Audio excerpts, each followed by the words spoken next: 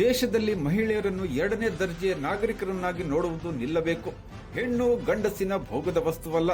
ಮಹಿಳೆಯರ ಮೇಲೆ ನಡೆಯುವ ಎಲ್ಲ ರೀತಿಯ ದೌರ್ಜನ್ಯ ನಿಲ್ಲಬೇಕೆಂದರೆ ಜಸ್ಟಿಸ್ ವರ್ಮಾ ವರದಿ ಜಾರಿಯಾಗಬೇಕು ಹಾಗೂ ಆರೋಪಿಗಳಿಗೆ 6 ತಿಂಗಳೊಳಗೆ ಶಿಕ್ಷೆ ವಿಧಿಸುವ ಕ್ರಮ ಜರುಗಬೇಕೆಂದು ಜನವಾದಿ ಮಹಿಳಾ ಸಂಘಟನೆ ರಾಜ್ಯಾಧ್ಯಕ್ಷರಾದ ಕಾಮ್ರೇಡ್ ದೇವಿ ಹೇಳಿದರು. ಶನಿವಾರ ದಾಂಡೇಲಿ ನಗರಕ್ಕೆ ಭೇಟಿ ನೀಡಿದ ಸಂದರ್ಭದಲ್ಲಿ ಮಾಧ್ಯಮಗಳಿಗೆ ಪ್ರತಿಕ್ರಿಯೆ ನೀಡಿದ ಅವರು, ಪುರುಷ ಪ್ರಧಾನ ಸಮಾಜದಲ್ಲಿ ಮಹಿಳೆಯರನ್ನು ಭೋಗದ ವಸ್ತುವನ್ನಾಗಿ ನೋಡುತ್ತಿರುವುದು ಕಳವಳಕಾರಿ. ಪ್ರೀತಿ ನಿರಾಕರಿಸಿದ್ದ ಕಾರಣಕ್ಕೆ ಹುಬ್ಬಳ್ಳಿಯಲ್ಲಿ ನೇಹಾ ಮತ್ತು ಅಂಜಲಿ ಎಂಬ ಯುವತಿಯರನ್ನು ಕೊಲೆ ಮಾಡಲಾಗಿದೆ. ಹಾಗೆ ಬೆಂಗಳೂರು ಮತ್ತು ಕೊಡಗಿನಲ್ಲಿಯೂ ಯುವತಿಯರು ಅನುಮಾನಾಸ್ಪದವಾಗಿ ಸಾವಿಗೀಡಾಗಿದ್ದಾರೆ. ಪ್ರೀತಿ ಮಾಡಿದರೂ ಕೊಲೆ, ಪ್ರೀತಿ ನಿರಾಕರಿಸಿದರೂ ಕೊಲೆ ಮಾಡಲಾಗುತ್ತಿದೆ. ಮಹಿಳೆಯರ ಭಾವನೆಗಳಿಗೆ ಇಲ್ಲಿ ಬೆಲೆಯೇ ಇಲ್ಲದಂತಾಗಿದೆ. ಹಾಗೆ ಸಂಸದ ಪ್ರಜ್ವಲ್ ರೇವಣ್ಣ ತನ್ನ ಅಧಿಕಾರವನ್ನು ದುರುಪಯೋಗಪಡಿಸಿಕೊಂಡು ಮಹಿಳೆಯರ ಮೇಲೆ ಅತ್ಯಾಚಾರ ನಡೆಸಿದ್ದಾರೆ. ಮಣಿಪುರದಲ್ಲಿಯೂ ಮಹಿಳೆಯರನ್ನು ಬೆತ್ತಲೆ ಮೆರವಣಿಗೆ ಮಾಡಲಾಗಿದೆ. ಇದರ ಅರ್ಥ ಇಷ್ಟೇ, ಪುರುಷ ಪ್ರಧಾನ ಸಮಾಜದಲ್ಲಿ ಹೆಣ್ಣನ್ನು ಕೇವಲ ಸುಖ ಕೊಡುವ ವಸ್ತುವನ್ನಾಗಿ ನೋಡಲಾಗುತ್ತಿದೆ. ಇಂಥ ಲಿಂಗ ತಾರತಮ್ಯ ನಿವಾರಣೆಗೆ ಲಿಂಗಭೇದದ ಕುರಿತು ಪುಸ್ತಕಗಳ ಪಾಠಗಳಲ್ಲಿ ಬರಬೇಕು. ಹೆಣ್ಣಿನ ಮೇಲೆ ನಡೆಯುವ ಎಲ್ಲ ರೀತಿಯ ದೌರ್ಜನ್ಯ ತಡೆಗಟ್ಟುವ ನಿಟ್ಟಿನಲ್ಲಿ ಸರ್ಕಾರ 6 ತಿಂಗಳೊಳಗೆ ಅಪರಾಧಿಗಳಿಗೆ ಶಿಕ್ಷೆ ಕೊಡಿಸುವ ನಿಟ್ಟಿನಲ್ಲಿ ಮುಂದಡಿಯಿಡಬೇಕು ಮತ್ತು ಜಸ್ಟಿಸ್ ವರ್ಮಾ ವರದಿ ಜಾರಿಯಾಗಬೇಕೆಂದು ಒತ್ತಾಯಿಸಿದರು. ಈ ಸಂದರ್ಭದಲ್ಲಿ ಜನವಾದಿ ಮಹಿಳಾ ಸಂಘಟನೆ ದಾಂಡೇಲಿ ಘಟಕದ ಅಧ್ಯಕ್ಷರಾದ ರತ್ನದೀಪ ಎನ್ಎಂ ಇದ್ದರು. ಕಳೆದ 1 ತಿಂಗಳಿಂದ ನೇಹಾ ಅನ್ನುವಂಥ ಒಬ್ಬ ಹೆಣ್ಣುಮಗಳನ್ನ ಮುಸ್ಲಿಮ್ಸ್ ಯುವಕ ಪ್ರೀತಿಯನ್ನ ವಿರೋಧ ಮಾಡಿದ್ರು ಅನ್ನುವಂಥ ಕಾರಣಕ್ಕೋಸ್ಕರ ಕಾಲೇಜಿನ ಆವರಣದಲ್ಲೇ ಕತ್ತು ಕುಯ್ದು ಮನ ಬಂದಂತೆ ಚುಚ್ಚಿ ಕೊಲೆ ಮಾಡುವಂಥ ಆ ಘಟನೆ ಆದ ನಂತರದಲ್ಲಿ ಅದನ್ನು ರಾಜಕೀಯ ಬೆಳೆಯನ್ನು ಬೇಯಿಸ್ಕೊಳ್ಳಿಕ್ಕೆ BJP RSSನವರು ಒಂದು ಶವದವನ್ನು ಇಟ್ಕೊಂಡು ಆ ಶವದ ಜೊತೆ ವೋಟ್ ಬ್ಯಾಂಕ್ ರಾಜಕಾರಣ ಮಾಡಿದಂಥದ್ದನ್ನು ಉದಾಹರಣೆಗಳು ಕಳೆದ 1 ತಿಂಗಳಿಂದ ನಡೀತಾ ಇದೆ.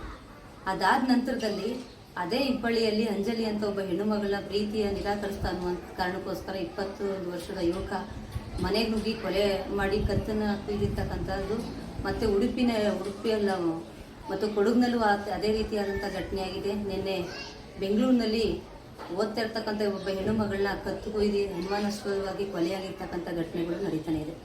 ಹೆಣ್ಣು ಮಗಳನ್ನು ಅಂತ ಹೇಳಿದ್ರೆ ಈ ಒಂದು ಭೋಗದ ವಸ್ತುವಾಗಿ ನೋಡ್ತಕ್ಕಂಥ ಈ ಪುರುಷ ಪ್ರಧಾನ ವ್ಯವಸ್ಥೆ ಆ ಮನುಸ್ಮೃತಿಯನ್ನೇ ತಲೆ ಒಳಗಡೆ ತುಂಬಿಕೊಂಡಿರ್ತಕ್ಕಂಥ ವ್ಯಕ್ತಿಗಳು ಅಧಿಕಾರ ನಡೆಸ್ತಾ ಇರ್ತಕ್ಕಂಥ ಸಂದರ್ಭದಲ್ಲಿ ಇವತ್ತು ಹೆಣ್ಣು ಹೆಣ್ಣುಮಗಳು ಅಂತ ಹೇಳಿದ್ರೆ ಗಂಡಿಗೆ ಸುಖ ಕೊಡ್ತಕ್ಕಂಥವಳು, ನಾವೇನು ಹೇಳಿದ್ರು ಒಪ್ಕೊಳ್ಬೇಕು ಅನ್ನುವಂಥದ್ದು. ಅವಳು ಪ್ರೀತಿ ಮಾಡಿದ್ರೂ ಕೊಲೆ ಮಾಡ್ತಾರೆ, ಪ್ರೀತಿ ಮಾಡಲಿಲ್ಲ ಅಂತಂದ್ರೂ ಕೊಲೆ ಮಾಡ್ತಾರೆ, ಅದಕ್ಕೆ ಒಪ್ಪಲಿಲ್ಲ ಅಂತ ಹೇಳಿದ್ರು ಕೊಲೆ ಮಾಡ್ತಕ್ಕಂಥದ್ದು. ಹೆಣ್ಣನ್ನ ಒಂದು 2ನೇ ದರ್ಜೆಯ ಪ್ರಜೆಗಳಾಗಿ ಕಾಣ್ತಿರ್ತಕ್ಕಂಥ ಇಂತಹ ಸಮಾಜದೊಳಗಡೆ ಲಿಂಗ ಸಂವೇದನೆ ಸಂಬಂಧಪಟ್ಟಂಗೆ ಪಾಠ ಮಾಡ್ಲಿಕ್ಕೆ ಆಗಬೇಕು, ಅದರ ಅರ್ಥ ಮಾಡಿಸ್ಲಿಕ್ಕೆ ಸಾಧ್ಯ ಆಗಬೇಕು.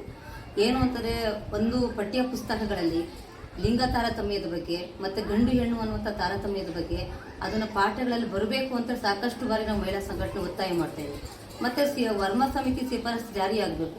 ಕೊಲೆ ಮಾಡಿದಂಥವ್ರು, ಅತ್ಯಾಚಾರ ಮಾಡಿದಂಥವ್ರು, ಹೆಣ್ಣು ಮಕ್ಕಳ ಮೇಲೆ ದೌರ್ಜನ್ಯ ನಡೆಸಿದಂಥವ್ರು ಈ ಥರ ಕೇಸ್ಗಳು ಬಂದಂಥ ಸಂದರ್ಭದಲ್ಲಿ ಇಂಥ ಕೇಸ್ಗಳನ್ನು 6 ತಿಂಗಳೊಳಗಡೆ ಆ ಕೇಸ್ಗಳನ್ನ ಇತ್ಯರ್ಥ ಮಾಡಬೇಕು. ಆ ವ್ಯಕ್ತಿಗಳಿಗೆ, ಯಾರ ಆರೋಪಿಗಳಿಗೆ ಕಠಿಣ ಶಿಕ್ಷೆಯನ್ನು ವಿಧಿಸ್ಲಿಕ್ಕೆ ಸಾಧ್ಯ ಆಗಬೇಕು ಅನ್ನುವಂಥದ್ದನ್ನ ವರ್ಮಾ ಸಮಿತಿ ಶಿಫಾರಸು ಜಾರಿಯಾಗಬೇಕು ಅಂತ ಹೇಳ್ತೇನೆ.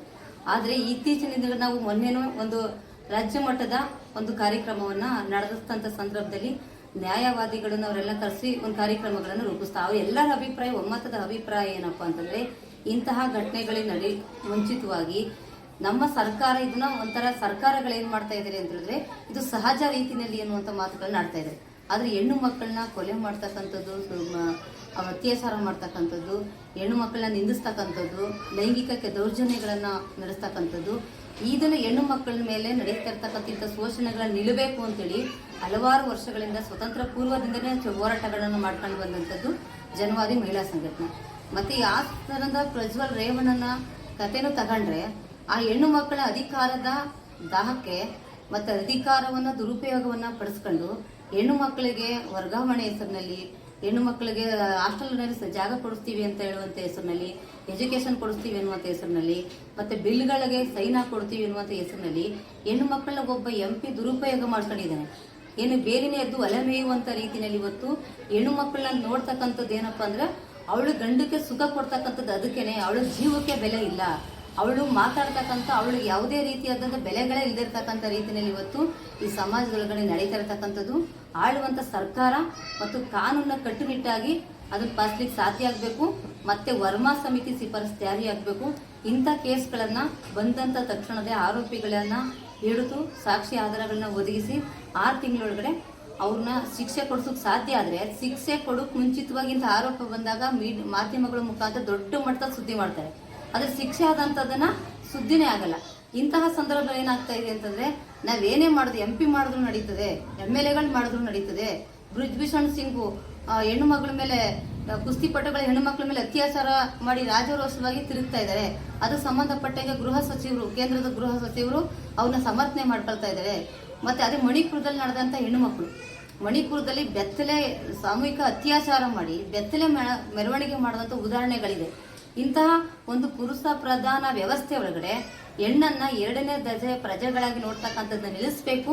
ಮತ್ತೆ ಕಾನೂನಾತ್ಮಕವಾಗಿ ಅವ್ರು ಕಠಿಣವಾದಂತ ಶಿಕ್ಷೆ ವಿಧಿಸ್ಲಿಕ್ಕೆ ಆಗ್ಬೇಕು ಅಂತೇಳಿ ಜನವಾದಿ ಮಹಿಳಾ ಸಂಘಟನೆ ಅಲ್ಲಿಂದ ಇಲ್ಲಿ ತನಕ ಹೋರಾಟಗಳನ್ನ ಮಾಡ್ಕೊಂಡು ಬರ್ತಾರೆ.